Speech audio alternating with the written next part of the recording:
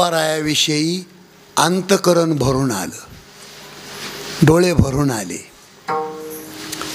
या पृथ्वी तलावर वयाच्या 22व्या वर्षी जिवंत समाधी घेणारे संत म्हणजे ज्ञानोबाराया. 80 वर्षाचा माणूस झाला, पण त्याच्या अकलीला अंकुर नाही फुटला अजून. या जगाच्या पाठीवर 22व्या वर्षी ज्या वेळेला ज्ञानोबाराया समाधी घेतात, त्यावेळेला देव रडत होता. रुक्मिणीने विचारलं, देवा का रडताव? देव म्हणले, रुक्मिणी तुला खरं सांगू, अनेक युग जन्माला येतील, निघून जातील, पण असा गोंडस संत पुन्हा जन्माला येणार नाही. देव म्हणती रुक्मिणी, हाच एक योगी देखिला नयनी, हे ज्ञान संजीवनी जाण त्रैलोक्याचे. जास्त नको. धन्य धन्य धरातळी जो याते दृष्टी निहाळी, तो वाहत येईल टाळी वैकुंठ भुवनी. जो करील याची यात्रा, तो तारील सकळ ही गोत्रा. याचे निकुळे पवित्रा सकळ ही होती. मामा या पुढं, माऊली या या. अलंकापूर हे शिवपीठ, पूर्वी येथे होते नीलकंठ. ब्रह्मादिक तपवरिष्ठ येथेची पै केले. आळंदीचं माऊलीचं वर्णन करतात देव. हो, म्हणून मूर्तिमंत 22व्या वर्षी या जगातलं मूर्तिमंत ज्ञान समाधीस्थ होतंय. त्या समाधीवर तुकोबारायांनी डोकं टेकवलं आणि ढसाढसा रडले. माझ्या ज्ञानोबारायाला मोठं करण्यासाठी जगामध्ये कोणती उपमा द्यावी? डोकं बंद पडलं राजेंद्र भाऊ, की माऊली इतकं मोठं कोण आहे जगात, कोणती उपमा द्यावी? म्हणून जगद्गुरु तुकाराम महाराजाला तिथं फक्त स्वतःची आई आठवली. आई आठवली आणि आईचा दृष्टांत ज्ञानोबारायाला मोठं करण्यासाठी या जगामध्ये दिला. माऊली, जसं आईच्या चित्तामध्ये मरेपर्यंत लेकराचं हित असतंय, तसं संपूर्ण जगाचं हित तुमच्या चित्तात आहे. कुठलाही लोभ, कुठलाही स्वार्थ तुमच्या रक्तामध्ये नसताना जगावर परोपकार केले माऊली तुम्ही. या पुढं पुढं सारखा, थोडं पुढं या दादा, पुढं सारखा तुम्ही. बसा.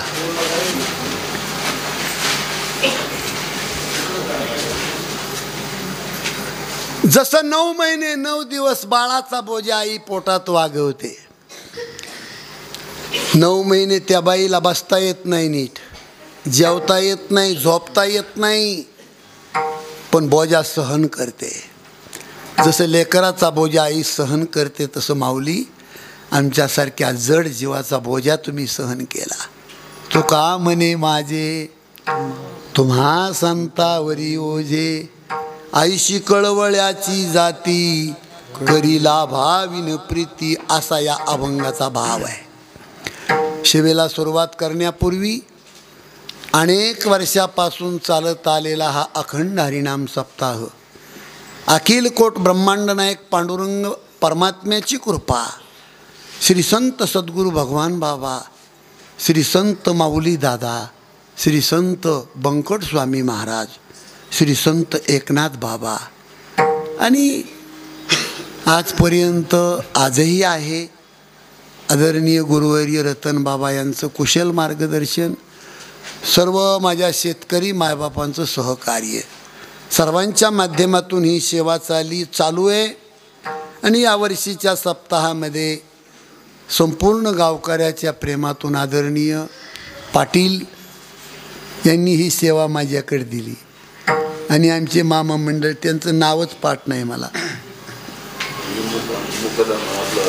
रामलिंग दादा, सगळीच मंडळी आमची, पांडू मामा, ही सगळी खेळकर मंडळी, त्यांचं निमंत्रण स्वीकारून या ठिकाणी येण्याचा योग म्हणून सर्व भाविकांचं दर्शन घडतंय. आणि आवर्जून उपस्थिती तांदळ्याच्या वाडीत आज जास्त आहे. त्यातली त्यात माझ्यावर प्रेम करणारे आदरणीय पांढऱ्याच्या वाडीचे सरपंच, नांदूर फाट्यावर बिस्लरी त्या कंपनीची का कोण्या बाबा, पांडू मामा चूक केली काय, बरं असू द्या, कोणची का असाना पिऊ. आमचे आदरणीय राजेंद्र भाऊ, स्वच्छ अंतकरण, अतिशय चाणक्य बुद्धीचा व्यवहार, घडल तेवढा कोणावरही उपकार करणे. त्यांना माहिती मिळाली माझं कीर्तन आहे म्हणून तेही आले, त्यांचे मित्रमंडळ, सर्व भाविक. खूप महत्त्वाचा अभंग आहे, माझ्याकडे लक्ष द्या. संपूर्ण जगाची जडणघडण फक्त बाईच्या हातात, एवढं लक्षात ठेवा. थोडासा आवाज वाढव, हिको नको आवाज, बरं का. ज्या रात्रीला बाईच्या पोटामध्ये गर्भाची धारणा तयार होते, महिला मंडळी इकडं लक्ष द्या, ज्या रात्रीला बाईच्या पोटात गर्भाची धारणा तयार होते त्या रात्रीपासून 9 महिने 9 दिवस ती बाई सावध लागते. बाळ जन्माला आल्यापासून पुढे त्या लेकराला 10 वर्ष घडवणं हे घरामध्ये फक्त बाईचं काम आहे. ए मोबाईल ठेव हातात, ए बाई मोबाईल घ्या लेकराच्या हातातला, त्यो पांचेट वळण. तेच तर सांगतोय कीर्तनात, ही गाण, हसू नका कोणी.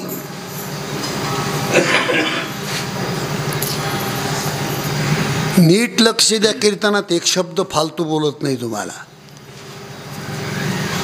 ज्या रात्रीला स्त्रीच्या पोटात गर्भाची धारणा तयार होते त्या रात्रीपासून 9 महिने 9 दिवस ती बाई अतिशय सावध लागते. चांगली संतती जन्माला यावी असं वाटत असल तर लेकरू जन्माला आल्यापासून पुढे क्षणाक्षणाला 10 वर्ष त्या लेकरावर नजर ठेवणं हे बाईचं काम आहे. घरात 10 वर्ष. इथं जर बाई चुकली तर आपटू रडल्याशिवाय परिणाम नाही, लक्षात ठेवा. आणि पुन्हा अजून सांगतो, ही नवीन पिढी आणि नवीन सुना, नवीन पोरं लेकराचे चटाचट मुके घेतात. लेकराचे गालाचे होटाचे त्या लेकराचे मुके घेतात. त्या लेकराचे 1 नंबरचे दुश्मन आहेत या जगामध्ये, लक्षात ठेवा. जो बाप लेकराचा मुका घेतो तो 1 नंबरचा मूर्ख बाप आहे. जी माय हमेशा लेकराचे मुके घेती ती बाई सुद्धा त्या लेकराची दुश्मन आहे. हिंदीमध्ये अशी म्हण आहे, चाहे लड़का कितना भी प्यारा हो उसे सिर पर बिठाना ना चाहिए. इतका नको हिको नाही लागत मला, लय छान आहे सिस्टीम तुझी, हिको नको मला. आयताच हिको माईच्या पोटात मला तयार झालेला आहे. चाहे लड़का कितना भी प्यारा हो उसे सिर पर बिठाना ना चाहिए. जिस घर पर आदर मान नहीं उस घर पर जाना ना चाहिए. जिस घर पर आदर मान नहीं उस घर पर जाना ना चाहिए. घर पर आदर बोला बोला घर पर जाना ना चाहिए. घर पर आना नहीं जिस घर पर जाना चाहिए. चाहे लड़की कितनी भी प्यारी हो उसे घर घर घुमाना ना चाहिए. जिस घर पर आदर मान नहीं उस घर पर जाना ना चाहिए. जिस घर पर घर पर जाना ना चाहिए, जिस घर पर आदर ना चाहिए, जिस घर पर जाना ना चाहिए, घर पर आदर ना चाहिए, जिस घर पर जाना ना चाहिए।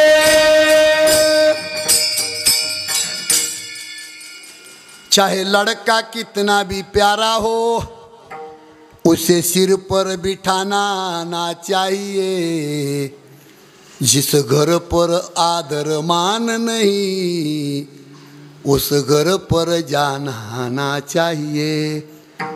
चाहे लड़की कितनी भी प्यारी हो, उसे घर घर घुमाना ना चाहिए, जिस घर पर आदर मान नहीं, उस घर पर जाना ना चाहिए. आजी इकडं उभा राहा.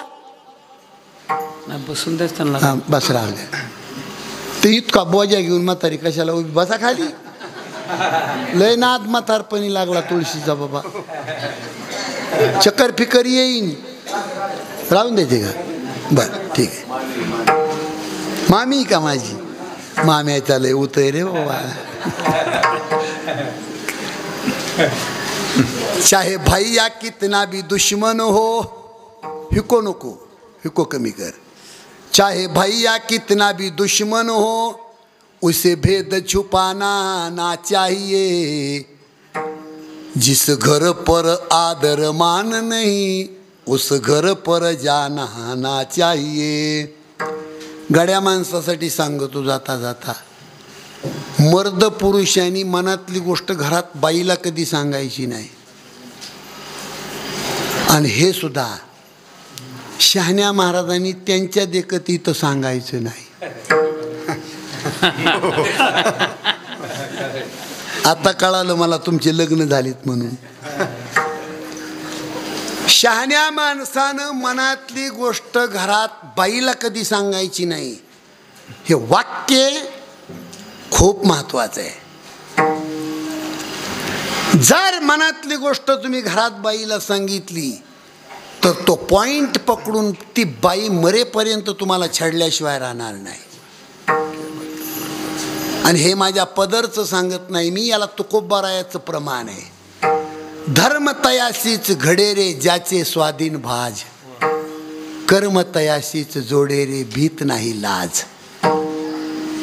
धर्म तोच जगू शकतो माणूस गावामध्ये की ज्याची बायको मुठीत आहे. कर्म तोच माणूस पार पाडू शकतो की ज्याला गावातलं मंदिर किंवा नाली साफ करायला लाज वाटत नाही. धर्म तयासीच घडे रे ज्याचे स्वाधीन भाज, कर्म तयासीच जोडे रे भीत नाही लाज. म्हणून मनातली गोष्ट सुज्ञ माणसानी घरात बाईला कधी सांगू नये. अनेक लाड पुरवा, पण काही महत्त्वाच्या गोष्टी बाईला सांगू नका.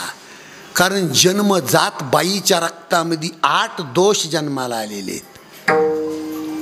त्याला चाणक्यने ती वाचा तुम्ही. मनातली गोष्ट बाईला कधी सांगू नये. आणि मनातली गोष्ट रक्ताचं नातं असलेला भाऊ त्याला सांगायला मागं कधी ठेवू नये. त्याच्यासाठी 1 मिनिट रामायणामध्ये जाऊ फक्त आपण.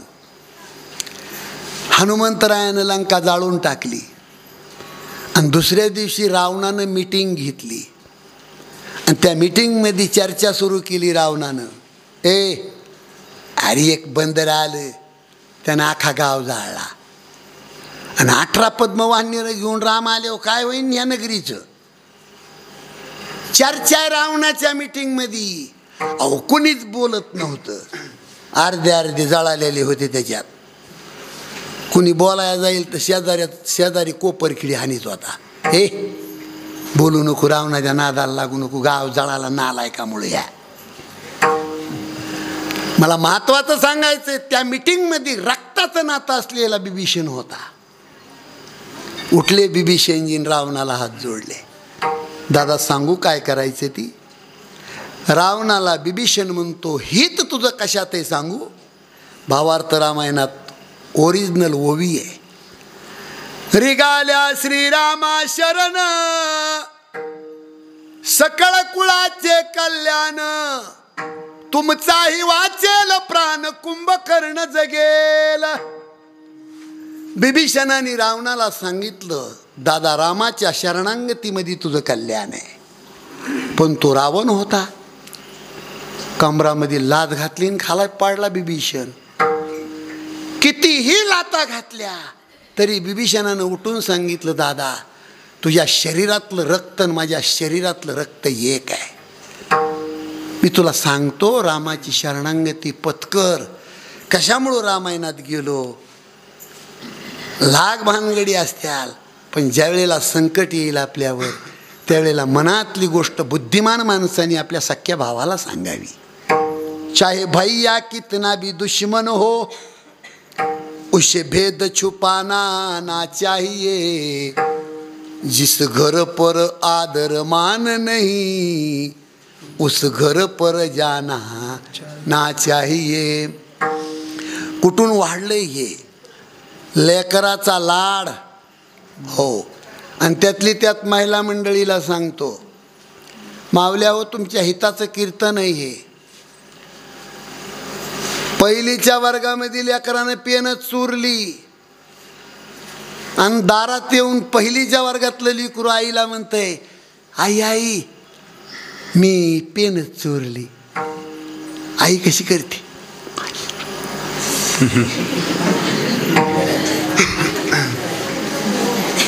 हसू नको मावशी, हसायला नाही सांगितलं तुला.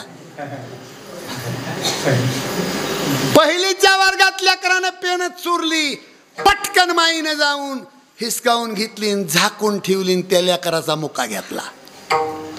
किती मूर्ख बाई ती, किती कमी डोक्याची बाई. बाई तुझ्या लेकरानं पेनच दुसऱ्या लेकराची चोरून आणली, अक्कल काय घाण ठेवली? फाडकन त्याचं थोबाड फोडायला पाहिजे होतं ना. त्यानं चोरी केलेली तो सपादून घेतली. ती बाई त्या लेकराचा दुश्मन आहे. हे कीर्तन करमणूक म्हणून ऐकू नका. ऐका, आज काही रडायची वेळ आहे लोकांवर. त्याचे हे फाउंडेशन चुकीचं आहे. पेनच चोरली, माईनं दाबून ठेवली, तिथून पुढे 4 दिवसाला त्या लेकरानं दुसऱ्या मुलाचं दप्तरच आणलं. आई आई मी एका मुलाचं दप्तर आणलंय. आई कशी करते?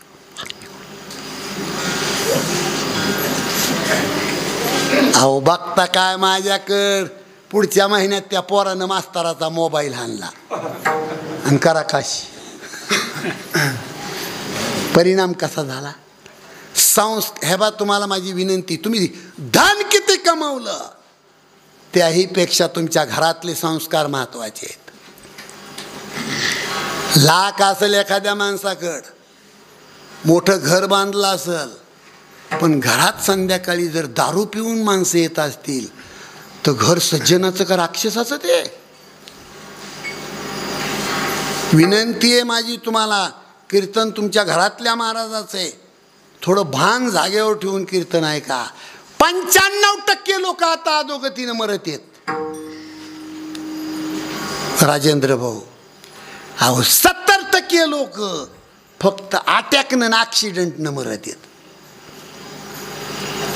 25% लोक औषध पिऊन विहिरीत उडी टाकून करंट लागून कुठून तरी पडून मरत आहेत. 25%. किती टक्के उरले? 5% कुठंतरी म्हातारे होऊन मरत आहेत. इतका वाईट काळ असून सुद्धा माणसं आधार चलत आहेत. 1.5 पैसा आला का गावामध्ये तो माणूस मानत नाही महाराज कोणाला. आधार चलतो माणूस आधार. माझी विनंती आहे तुम्हाला, संपत्ती कमावणं सोपं आहे, सांभाळणं अतिशय अवघड आहे. ज्या माणसाला तांदळाच्या वाडीमध्ये मोठं व्हायचंय त्या माणसानं लहान होऊन जगायचंय. लहान माणसाने मोठ्या माणसाचं दर्शन घ्यायचंय. साखरवाडीला हे सगळं शिकवलं माऊली दादानी. 5 वर्षाच्या लेकराच्या सुद्धा पाया पडत होते. काही कोटीचं मंदिर बांधलं हो महाराज, थडगं सुद्धा आपलं कुणी बांधू शकत नाही, अशी संस्कृती आहे आपली. म्हणून संस्कार महत्वाचे, त्याच्यासाठी हे सप्ते येतं. सप्ते काय महाराज लोकांच्या बामणाचे घर भरायला नाहीत सप्ते.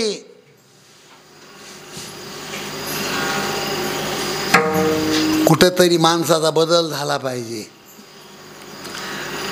मी म्हणतो, आता मी हे सांगतो म्हणजे काय मी संन्यासीन ब्रह्मचारी नाही. अर्धा तर डझन लेकरं आहेत मला, हो, पण आम्ही स्वप्नात सुद्धा दुःखी नाही हो. 2 गोष्टींनी माणसं मोठे होतात, लक्षात ठेवा. एक वाक्य सुद्धा चुकू देऊ नका. 2 गोष्टींनी माणूस मोठा होतो, मेहनत आणि प्रारब्ध. आता मला सांगा, मेहनत आपल्या हातात आहे, प्रारब्ध मत आहे तुमचं मत आहे, प्रारब्ध आपल्या हातात नाही. पण मी पटवून देतो, नियत साफ असेल तर प्रारब्ध सुद्धा योग्य दिशेने माणसाला घेऊन जाते, हे कधीच विसरू नका. मला वाटतं मराठी कळत नाही का इकडं.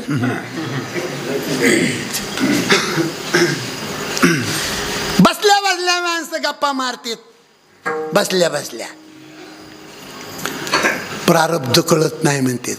पण एकनाथ महाराजाचं प्रमाण आहे, एका जनार्दनी भोग प्रारब्धाचा हरी कृपे त्याचा झाला. हो, मंदिरामध्ये येऊन माणूस नाटक करतो, सकाळी अष्टगंध लावायचा आणि देवाच्या समोर, देवा माझं भलं कर, देवा माझं भलं कर, म्हणजे देवाला बनवा बनवी कर नाही. भलं ज्याचं व्हावं असं वाटत असेल त्यानं चांगलं वागावं, हे त्याचं उत्तर आहे. देव कधीच कोणाचं भलं नाही करीत आणि देव कधीच कोणाचं बुरं नाही करीत.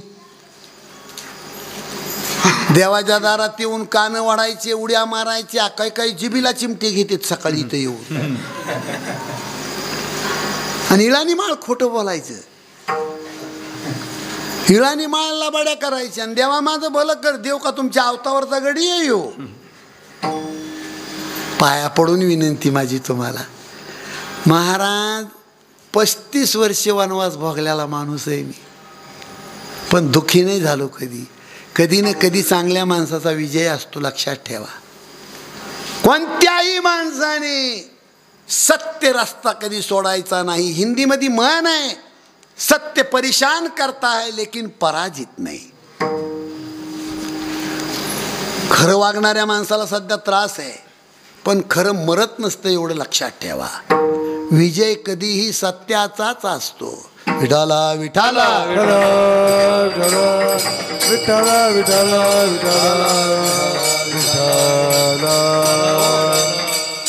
म्हणून मनुष्य जन्मामध्ये संस्कार महत्वाचे आहेत, आणि ते संस्कार आईच्या पोटात घडले जातात, वर नाही. ओ दादा, तुमचं पोरग दारू पितंय, त्याला महाराज पोरग ऐकतच नाही, भेड झाल्यावर ऐकतच नसतंय, त्याचं फाउंडेशन चुकीचं आहे. लेकरू आईच्या पोटात घडताना तिथून सुरुवात असते त्याच्या संस्काराला. आणि 7 अभंग लिहिले ज्ञानोबारायांनी मदालसा नावाचे, आणि 7ही अभंगामध्ये आईने लेकराला काय शिकवावं एवढंच लिहिलं आहे. पण दुर्दैव या महाराष्ट्राचं की एकाही बाईनं तो अभंग वाचला नाही. एका त्या मदालसा नावाच्या स्त्रीनं, महिला मंडळी, लेकराची टाळू भरली, त्याला नाहू घातलं, सजवलं, आणि पाळण्यामध्ये लेकराला टाकल्यावर जवानीतली आई वाकून लेकराच्या गालावर गाल ठेवते.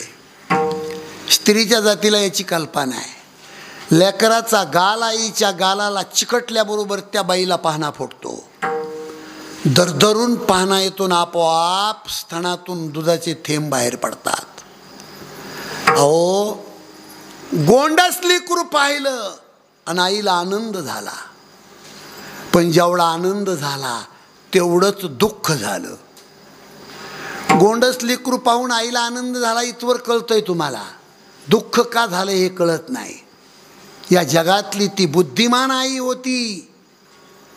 त्या गोंडस लेकराला पाहून आई म्हणती, बाळा काय भगवंतानी तुला जन्म दिला, काय देखणा दिसतो तू.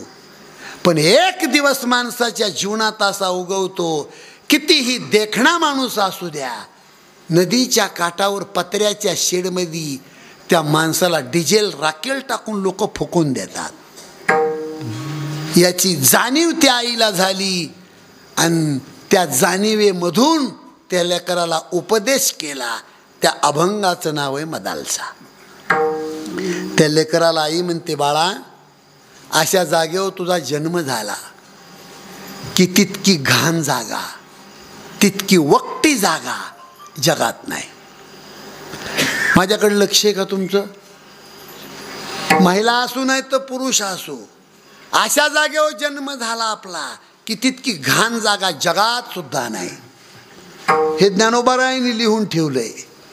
उपदेश मदालसा देह निर्मिला कैसा, उपदेश मदालसा देह निर्मिला कैसा, आला शिकवण्या वाटा मातेची गर्भवासा, आला शिकवण्या वाटा मातेची गर्भवासा, जो पंत ओखटारे पचलासी कर्म कोटा, बंद ओलाले काळाची गोडा, अविचार बुद्धी तुझी पुत्र राया दत्ता, अविचार बुद्धी तुझे पुत्र राणा, पर्ये दे मदालसा समजू रे बाळा, पर्ये दे मदालसा समजू रे बाळा, पर्येसी मदालसा समजू रे बाळा, पर्येसी मदालसा समजू रे बाळा. मोकळ्या मनानं वाजव, मस्त वाजवतोस, सोपवतोस मला तू. फुटू दे, फुटला तर नवा आणू द्या. लय छान वाजविणे, फक्त ठेका वाजवायचा जास्त, दुप्पट तिप्पट नाही वाजवायचं. सुंदर वाजविणे, काही नाही अडचण. मोकळ्या मनानं वाजव. त्या लेकराला आई म्हणती, उपदेश मदालसा देह निर्मिला कैसा, आला शिकवण्या वाटा मातेची गर्भवासा, जो पंत ओखटारे पचलासी कर्म कोटा, अविचार बुद्धी तुझी पुत्र राया दटा, पर्ये दे मदालसा समजू रे बाळा. पाळणा हलवताना हे गीत तयार झालं, कोण्याच बाईला जगात माहीत नाही. त्या लेकराला आई म्हणती, मावशी निज ध्यानी निज पारे लक्ष लागू दे डोळा. माणसाच्या जन्माला आला बाळा तू तुला पाहून जग, दुसऱ्याला पाहून जगू नको. शहाण्या माणसासाठी कीर्तनात माझी विनंती आहे, तुमच्या जीवनात आनंद भोगायचा असेल तर दुसऱ्याकडे पाहून जगू नका, स्वतःकडे पाहून जगा. हो, वामनराव पैचं वाक्य राजेंद्र भाऊ, तूच आहेस तुझ्या जीवनाचा शिल्पकार. आपल्याकडे पाहून आपण जगत नाही, भाकरी घरच्या खातो आणि हिळभर लोकांचे धुणे धुतो. लोकांची घाण काढू नका, आपली घाण काढा. मी या कीर्तनामध्ये अशी माझी विनंती आहे, हर एक माणूस लोकाला नावं ठेवतो, दुसऱ्याला नावं ठेवण्यापेक्षा आपण किती शहाणे जगद्गुरु तुकाराम महाराज म्हणले गुणवंत कोण? कोण गुणवान? जो दोष जाणतो तो गुणवान. पण कुणाचे? दोष जाणतो तो गुणवान, पण कुणाचे? स्वतःचे. त्याच्या उत्तरार्धामध्ये सांगितलंय, जगद्गुरु तुकाराम महाराज म्हणले माझा दोष तपासायला गेलो मी, दोष माझ्यात निघाला म्हणले. माझे मजपोटी बळकट दूषण. हजार चुका करून तांदळाच्या वाडीमध्ये एखादा माणूस म्हणू शकतो का माझी चूक आहे? या हातात राखेलचा डबा, या हातात टेंबा, गाव इजू देत नाही. सकाळी अष्टगंध देऊन लिहून चौकात हजर, जणू संत या संत आहे. मी कोणाची टीका करत नाही, पण चंद्र सूर्य आहे तोपर्यंत आपलं नाव जिवंत राहावं असं वाटत असल तर कीर्तनातलं वाक्य घरी घेऊन जा, आपली घाण काढायची शिका, दुसऱ्याची नाही.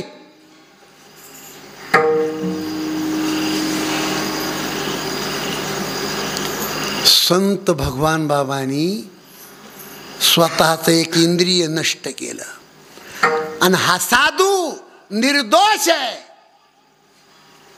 हे चंद्र सूर्य आहे तोपर्यंत साक्ष्या देणारी पवित्र तुळस आहे. तुळसी उगवल्या रक्त सांडियले जेथे, धावोनी आले देव दिले अभय तेथे. आरती भगवान बाबा चिदानंदाचा गाभा, वैराग्य मूर्तिमंत दिशे शांतीची शोभा. बैसोनी पाण्यावरी वाचली ज्ञानेश्वरी, नारायणाचे कैवारी झाली कीर्ती चराचरी. आरती भगवान बाबा चिदानंदाचा गावा, वैराग्य मूर्तिमंत दिशे शांतीची शोभा. संत भगवान बाबाच्या मूर्तीची स्थापना काही गोंडस मूर्ती आणली हो पाटील. मला ते फोटो पाहून थोडा संकोच होता, पण मी आलो ती पहिली मूर्ती पाहिली. संत येती घरा, 2000 मंदिर बांधले महाराष्ट्रामध्ये संत भगवान बाबाचे. पण तो संत ज्या बाईच्या पोटामध्ये जन्माला आला असेल त्या बाईचं पोट कसं असेल मावशी? हे पोट त्याला जिवंत वामन भाऊचा दृष्टांत आहे. सुपेसावर गावाला संत भगवान बाबाच्या आईचा मृत्यू झाला. त्यावेळेला संत भगवान बाबा अमरावतीला होते त्या काळात, आणि कौतिका मातेचं प्रेत सावरगावच्या पूर्वेला चित्ता रचलीन त्याच्यावर आणून ठेवलं. पेटवायचं की कुणीतरी पाहिलं, ए थांबा, वामन भाऊ गहिनीनाथ गडावून आलेत, थांबा थांबा थांबा. बांधाच्या खाली बैलगाडी उभी केली, भाऊनं उडी टाकली, कानापर्यंत मिशा, आणि डोक्याचा फेटा काढून बगलात घातला, आणि धापा देत तो महात्मा आला, इथून दिसल तुम्हाला.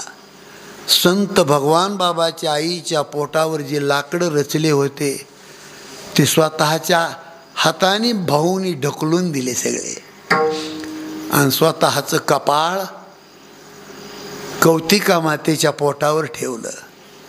आणि इतके रडले भाऊ की कौतिका मातेच्या पोटावर डोकं आपटून रडले, आई हे तुझं पोट नाही, हे विश्व मंदिर आहे.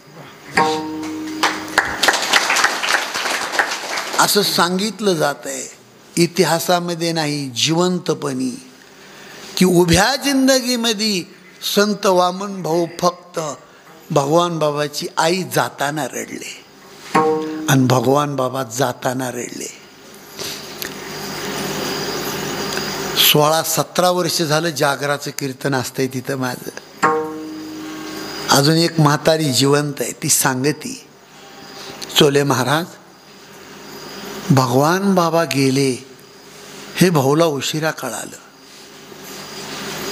थुई थुई पाऊस येत होता आणि बैलगाडी झुपली. भाऊ मोत्या सुरत्या नावाचे बैल होते.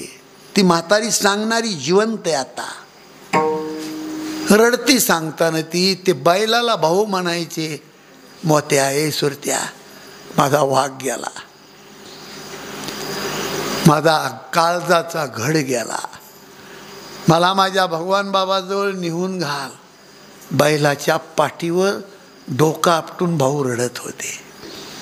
बाबाची आई गेली तवा आणि बाबा गेले तवा. काय ताकद असेल महाराज.